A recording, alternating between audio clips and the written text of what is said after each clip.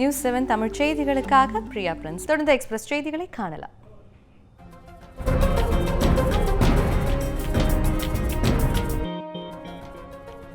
சென்னை வானகரம் அருகே தொழிற்சாலைகளில் ஏற்பட்ட பயங்கர தீ விபத்தில் பல லட்சம் ரூபாய் மதிப்பிலான பொருட்கள் எரிந்து சேதமடைந்தன. சென்னை போரூர் அருகே உள்ள வானகரம் பகுதியில் பல்வேறு தொழிற்சாலைகள் இயங்கி வருகின்றன. இங்கு இன்று ஏசி தயாரிக்கும் தொழிற்சாலையில் பயங்கர தீ விபத்து ஏற்பட்டது. இந்த தீ அருகில் இருந்த 2 தொழிற்சாலைக்கு பரவி கொழுந்துவிட்டு எரிந்து வருகிறது. தகவல் அறிந்து வந்த தீயணைப்பு துறையினர் நீண்ட நேரம் போராடி தீயை கட்டுப்படுத்தும் முயற்சியில் ஈடுபட்டு வருகின்றனர்.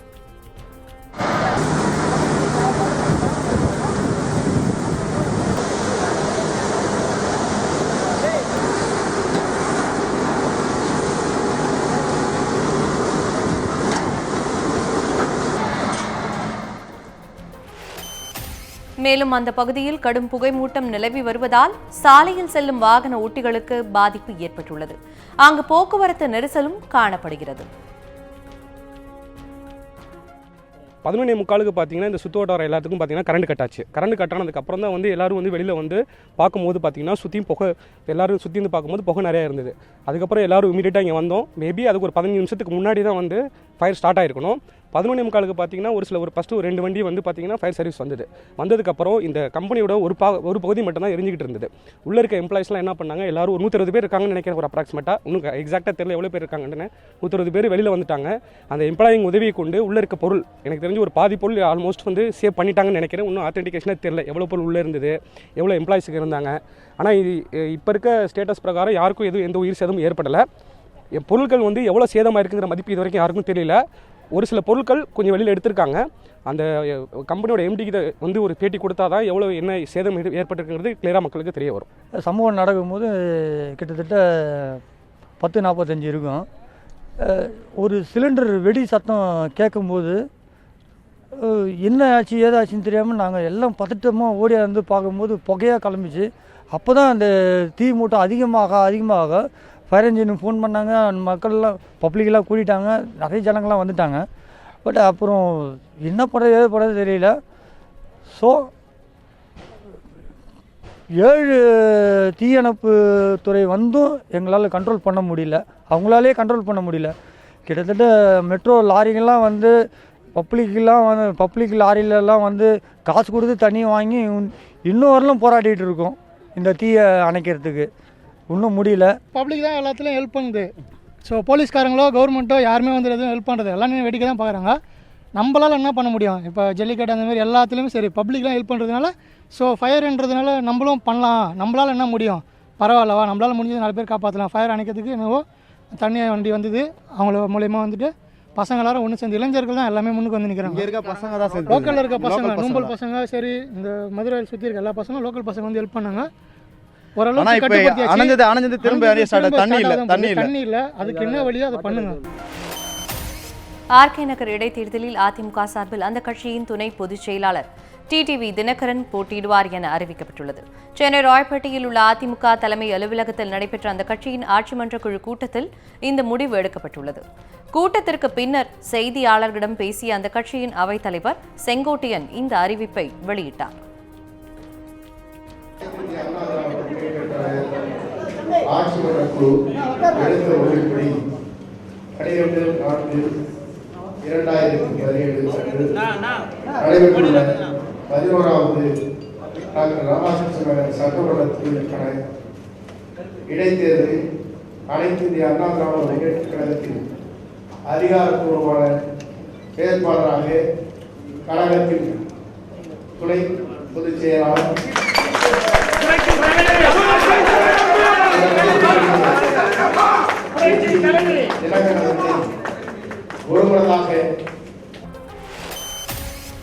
ஆர்கே நகரில் வெற்றி பெற்றாலும் முதல்வராகும் எண்ணம் இல்லை என அதிமுக துணை பொதுச் செயலாளர் டிடிவி தினகரன் தெரிவித்துள்ளார்.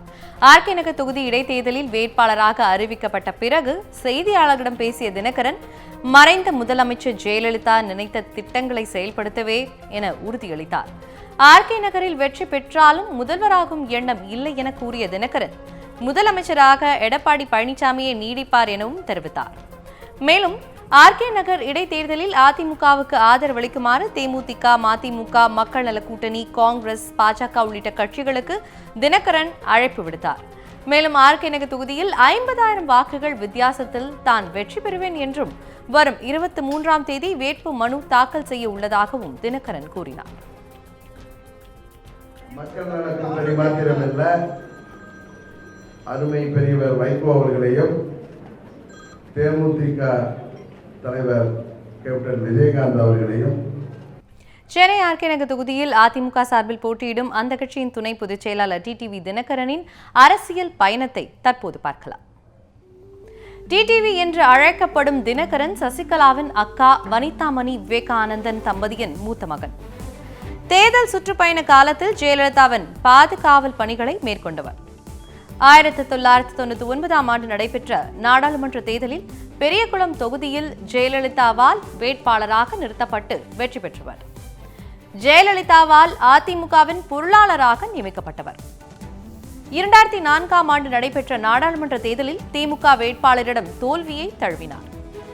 2004ஆம் ஆண்டு மாநிலங்களவை உறுப்பினராக தேர்ந்தெடுக்கப்பட்டார். 1998இல் சட்டவிரோதமாக வெளிநாட்டு பணத்தை பெற்ற புகாரில் தினகரனுக்கு அமலாக்கத்துறையால் 31 கோடி ரூபாய் அபராதம் விதிக்கப்பட்டது. 2011ஆம் ஆண்டு ஜெயலலிதாவால் அதிமுகவில் இருந்து நீக்கப்பட்டார். ஜெயலலிதா மறைந்த பிறகு கடந்த மாதம் அதிமுகவின் துணை பொதுச் செயலாளராக சசிகலாவால் நியமிக்கப்பட்டார். தினகரனுக்கு அனுராதா என்ற மனைவியும் மகளும் உள்ளனர். ஆர்கே நகர் இடைத்தேர்தலில் போட்டியிடும் வேட்பாளரை திமுக அறிவித்துள்ளது. திமுக சார்பில் ஆர்கே நகர் தொகுதியில் மருது கணேஷ் போட்டியிடுவதாக அறிவிக்கப்பட்டுள்ளது. இந்த அறிவிப்பை அந்த கட்சியின் பொதுச் செயலாளர் அன்பழகன் வெளியிட்டுள்ளார். மருது கணேஷ் ஆர்கே நகர் தொகுதியில் திமுகவின் பகுதி செயலாளராக உள்ளார். வேட்பாளராக அறிவிக்கப்பட்ட பின் கட்சியின் பொதுச் செயலாளர் க அன்பழகன், செயல் தலைவர் மு.க. ஸ்டாலின் ஆகியோரை சந்தித்து வாழ்த்து பெற்றார். நான் அதே தொகுதியைச் சேர்ந்தவன். 40 வருடமாக அதே தொகுதியில் பிறந்து வளர்ந்து இந்த இயக்கத்திலிருந்து தொடர்ந்து பணிகளை பொதுமக்களுக்கு உடன் இணைந்து பணிகளை செய்து கொண்டிருக்கிறேன். நிச்சயம் தளபதி அவர்களின் சாதனைகளும் தளபதியின் உழைப்பும் என்னை நிச்சயம் வெற்றி பெற வைக்கும். சென்னை ஆர்கே நகர் தொகுதி இடைத்தேர்தலில் அதிமுகவுக்கு காங்கிரஸ் ஆதரவு அளிக்க வேண்டும் என டிடிவி தினகரனின் கோரிக்கையை திருநாவுக்கரசர் நிராகரித்துள்ளார். இது தொடர்பாக டிடிவி தினகரன் மற்றும் திருநாவுக்கரசர் தெரிவித்ததை தற்போது பார்க்கலாம். மக்கள் நல கூட்டணி மாத்திரமல்ல, அருமை பெரியவர் வைகோ அவர்களையும் தேமுதிக தலைவர் கேப்டன் விஜயகாந்த் அவர்களையும் ஏன் காங்கிரசும் பிஜேபியும் எங்களோடு வர வேண்டும் என்றுதான் நான் இந்த பத்திரிகையாளர் சந்திப்பின் மூலம் கேட்டுக்கொள்கிறேன். தேமுதிகவுக்கு பிரச்சனை இல்லை, ஒரு மாநில கட்சி. பிஜேபியும் காங்கிரசும் என்றைக்குமே ஒரு கட்சியை அரசியல் ரீதியாக ஆதரிக்கவோ ஒன்றாக இணைந்து செயல்படவோ அதற்கான சாத்தியக்கூறுகள் 0.0000000% அதற்கான வாய்ப்பு எப்போதுமே கிடையாது. 2 கட்சியும் சேர்ந்து ஒரு வேட்பாளருக்கு ஆதரிக்க முடியும். அதனால அதை பற்றிய பேச்சுக்கே இடமில்லை. ஏற்கனவே எங்களுடைய முடிவை தெளிவாக அறிவித்து விட்டோம். கட்சி சித்தாந்தம், கொள்கைகள் தேர்தல் பிரச்சாரத்தின் போது வேட்பாளர்கள் தவறு செய்திருந்தால் வேட்பாளருடைய தவறுகள் சுட்டிக்காட்டப்படும். சித்தாந்த ரீதியாக, கொள்கை ரீதியாக எங்களுடைய கூட்டணி வேட்பாளர் வெற்றி பெற பாடுபடும். வேட்பாளர் யார் என்பதை பற்றி எங்களுக்கு கவலை இல்லை. வேட்பாளர்களை தேர்வு செய்ய வேண்டியது அந்த கட்சிகளுடைய உரிமை, கடமை. யார் வேட்பாளராக இருந்தாலும் எங்களுடைய கூட்டணி வேட்பாளர் வெற்றி பெற பாடுபட வேண்டியது தோல்வி கட்சியான எங்களுடைய கடமை. ஜெயலலிதாவால் நியமிக்கப்பட்ட நிர்வாகிகளை நீக்க சசிகலாவுக்கு அதிகாரம் இல்லை என முன்னாள் முதல்வர் ஓ பன்னீர்செல்வம் தெரிவித்துள்ளார். தலைமை தேர்தல் ஆணையர் நஜீம் சைதியை சந்தித்த பின் டெல்லியில் செய்தியாளர்களிடம் பேசிய ஓ பன்னீர்செல்வம் இரட்டை இலை சின்னம் தொடர்பாக தேர்தல் ஆணையம் நல்ல முடிவை எடுக்கும் என்று குறிப்பிட்டார். மேலும் அதிமுக கட்சி விதிப்படி சின்னத்தை கேட்கும் அதிகாரம் தற்காலிக பொதுச் செயலாளராக நியமிக்கப்பட்ட சசிகலாவுக்கு இல்லை என்றும் அவர் கூறினார். அதிமுகவில் தொடர்ந்து 5 ஆண்டுகள் இருந்தால்தான் பொதுச் செயலாளராக முடியும் எனவும் தற்காலிக பொதுச் செயலாளர் என்பதே அதிமுக சட்ட விதிகளில் இல்லை என்றும் பன்னீர்செல்வம் தெரிவித்தார். கட்சியும் ஆட்சியும் ஒரே குடும்பத்திடம் இருக்கக்கூடாது என மறைந்த முதல்வர் ஜெயலலிதா நினைத்ததாகவும் அதிமுக என்பது மக்கள் இயக்கமாக இருக்க வேண்டும் என்பதே ஜெயலலிதாவின் எண்ணமாக இருந்தது என்றும் பன்னீர்செல்வம் குறிப்பிட்டார். புதிய பொறுப்பாளர்களை நியமனம் செய்வதற்கும் அவர்களுக்கு அதிகாரம் இல்லை. ஏற்கனவே மாண்புமிகு அம்மா அவர்களால் நியமிக்கப்பட்ட தலைமை கழக நிர்வாகிகளை நீக்குவதற்கும் அவர்களுக்கு கழக சட்ட விதிப்படி அதிகாரம் இல்லை என்ற கழகத்தினுடைய சட்ட விதிகளெல்லாம் நாங்கள் இன்றைக்கு எடுத்து கூறியிருக்கிறோம். அவர்கள் கவனமாக எங்களுடைய நியாயமான கோரிக்கைகளை வேண்டுகோளை கேட்டிருக்கிறார்கள். ஒரு நல்ல தீர்ப்பு வரும் என்பதை நாங்கள் எதிர்பார்க்கிறோம். மத்திய அமைச்சர்கள் பொன் ராதாகிருஷ்ணன், நிர்மலா சீதாராமன் ஆகியோர் டெல்லி எய்ம்ஸ் மருத்துவமனைக்கு நேரில் சென்று உயிரிழந்த முத்துகிருஷ்ணன் தந்தைக்கு ஆறுதல் கூறினர். அப்போது அங்கு கூடியிருந்த மாணவர்கள் எதிர்ப்பு தெரிவித்ததால் பரபரப்பு ஏற்பட்டது. டெல்லியில் மர்மமான முறையில் மரணமடைந்த ஜவஹர்லால் நேரு பல்கலைக்கழக மாணவர் முத்துகிருஷ்ணனின் உடல் இன்று எய்ம்ஸ் மருத்துவமனையில் உடற்கூறு ஆய்வு செய்யப்படுகிறது. இந்த நிலையில் அங்கு வந்த மத்திய அமைச்சர்கள் பொன் ராதாகிருஷ்ணன், நிர்மலா சீதாராமன் மற்றும் நாடாளுமன்ற உறுப்பினர் திருச்சி சிவா ஆகியோர் முத்துகிருஷ்ணன் தந்தையை சந்தித்து ஆறுதல் கூறினர்.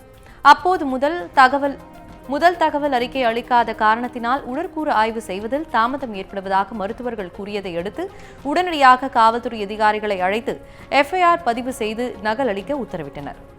அப்போது அரசு சார்பில் முத்துகிருஷ்ணன் சகோதரிகளுக்கு அரசு வேலை வாய்ப்பு வழங்கப்பட வேண்டும் என முத்துகிருஷ்ணனின் தந்தை சார்பில் கோரிக்கை முன்வைக்கப்பட்டது. இன்வோக் பண்ணணும் அப்படின்னாங்க. அந்த அபெட்மெண்ட் டு சூசைடுக்கு யாரோ ஒருத்தர் பேர் சொல்லனா யாரு மேலே அபெட்மெண்ட் போடுவீங்க? அவங்க அப்பா எழுதி கொடுத்த கம்ப்ளைண்ட்டில் அபெட்மெண்ட்டை பற்றி ஒன்றுமே இல்லை. அதாவது யார் ஒருவேளை சந்தேகம், நம்மளுக்கு யார் மேலே சந்தேகம் இருக்கோ தூண்டுதல் பண்ணுறதுக்கு யாரு இவங்க தான் காரணம்னு சொல்கிற மாதிரி யார் பேரும் சொல்லாத நிலையில் அபெட்மெண்ட் டு சூசைடை நான் இன்வோக் பண்ண முடியாதுன்னு சொன்னாங்க. அதனால் 12 மணிக்கு எஃப்ஐஆர் காப்பி கொடுத்துருங்க, அதுக்கப்புறம் போஸ்ட்மார்ட்டம் நடக்கட்டும். அதோடு இல்லாமல் ஸ்டூடெண்ட்ஸ் இல்லைங்க, அது மாத்திரம் இல்லை, யூனிவர்சிட்டிஸ் எல்லா இடத்துலையும் இந்த ப்ராப்ளம் நடக்குது, தோரட் கமிட்டியோட ரிப்போர்ட்டை இவங்க ஃபாலோ பண்ணணும் கவர்மெண்ட்டு அப்படின்னாங்க. ஸ்டேட்மெண்ட் நாங்கள் தயார் பண்ணி வச்சுருக்கோம்னு சொன்னாங்க. அந்த ஸ்டேட்மெண்ட்லாம் கூட கொடுங்க, அதுவும் பதிவாகட்டும், எஃப்ஐஆர் காப்பி கிடச்சிரும், அதுக்கப்புறம் எல்லாரோட ஸ்டேட்மெண்ட்டும் பதிவாகட்டும்னு சொல்லி ஒரு முடிவுக்கு வந்திருக்கோம். இந்து மதத்தை அவமதிக்கும் வகையில் பேசிய நடிகர் கமல்ஹாசன் மீது நடவடிக்கை எடுக்க வேண்டும் என இந்து மக்கள் கட்சி சார்பில் சென்னை காவல்துறை ஆணையர் அலுவலகத்தில் புகார் அளிக்கப்பட்டுள்ளது. அதில் மகாபாரதத்தை கிண்டல் செய்யும் விதமாக ஊடகத்தில் நடிகர் கமல்ஹாசன் பேட்டியளித்ததாகவும் இது இந்துக்கள் மனதை புண்படுத்தும் வகையில் அமைந்துள்ளதாகவும் குறிப்பிடப்பட்டுள்ளது. மேலும் இந்திய இறையாண்மைக்கு எதிராகவும் தேசிய ஒருமைப்பாட்டிற்கு விரோதமாகவும் நடந்து கொள்ளும் நடிகர் கமல்ஹாசன் மீது நடவடிக்கை எடுக்குமாறும் இந்து மக்கள் கட்சி அந்த புகார் மனுவில் வலியுறுத்தியுள்ளது.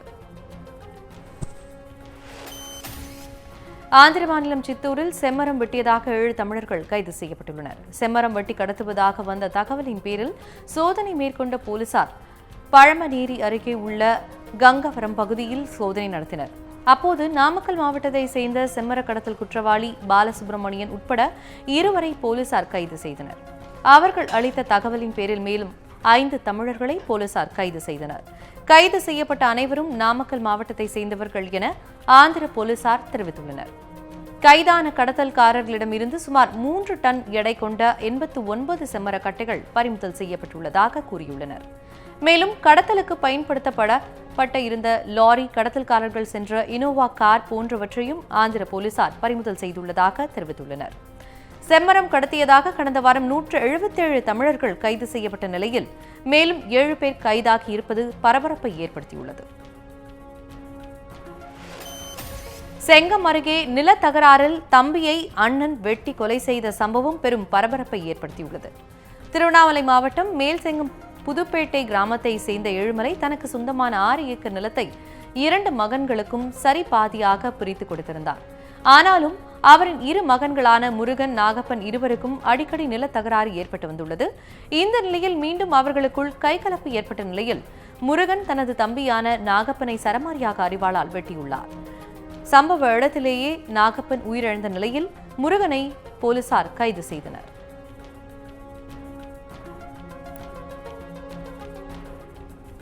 மேலும் பல அண்மை செய்திகளுக்கு இணைந்திருங்கள் நியூஸ் 7 தமிழுடன்.